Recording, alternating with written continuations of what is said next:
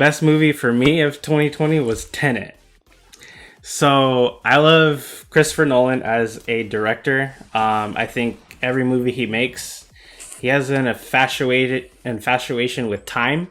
But every movie that he makes, I feel like its rewatchability is so phenomenal, and you pick up something new every single time you watch it. I've only watched it twice, but I watched it from a whole crazy different perspective the second time around. And speaking of that, that's probably another thing that we're gonna start moving forward in our next podcast is rewatchability films. So we'll probably call it like upon second watch or second watch, something like that. But we're working on it. Yeah, but Tenet for me was just a phenomenal movie. Yeah, it's just the red and the blue with the reversing time and all that. It's very like well thought out movie, and the rewatchability, like I said, is pretty phenomenal. I can't wait to watch it again. How many times have you watched it since I've only watched it twice. Okay.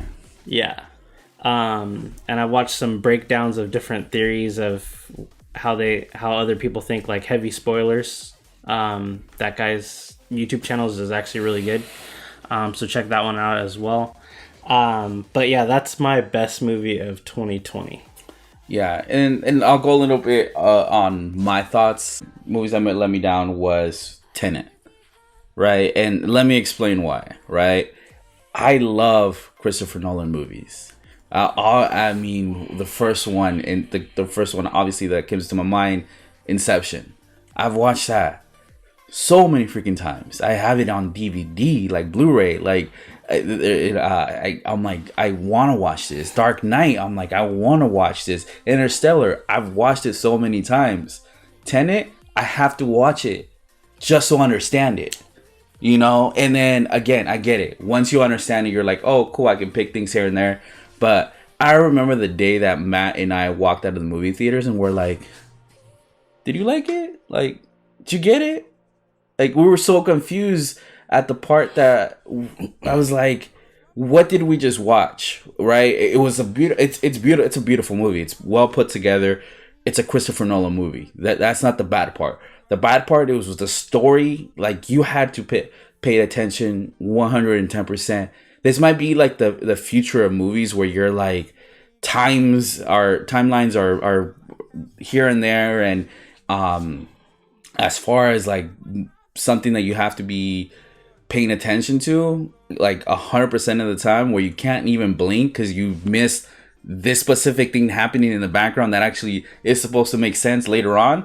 I'm like, that it low-key disappointed me, because I felt like Interstellar or any other Christopher Nolan movie that's been out, you can take a small mental break and not miss the whole movie, or not miss things that are gonna be coming out in later on in the movie that are like, oh, that's what that was, you know. So I felt like for me that's what that's what let me down.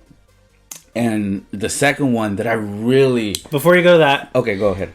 So obviously, as you guys know, Tenet was my best movie of 2020.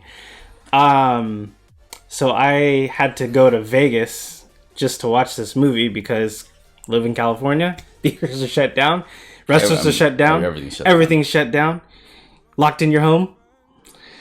Anyways, so I went to see it with my wife, and she loved the movie as well. And I don't know. I mean, for me, I just was able to just focus in. Haven't been to the theater in freaking 6 months, 8 months, whatever it was. And I was just hyped and super excited, and I wasn't let down.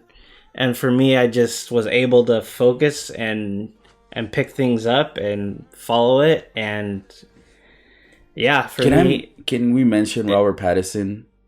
Like, how great of a job he did in that movie? Oh, phenomenal.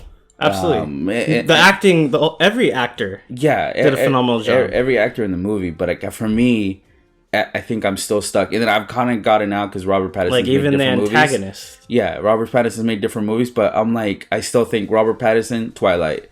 right? So I mean, most people do because they haven't seen the good movies that Yeah. he's made outside of that. I haven't seen Lighthouse, but I've heard great things about it. yeah, But there's a ton of other movies that he's been in that have been really good. Good Time. Yeah. Good Time is a Good Time. It's just called Good Time. Oh yeah, he was in Harry Potter. Yeah. Oh yeah, he was in Harry Potter. I always forget about that.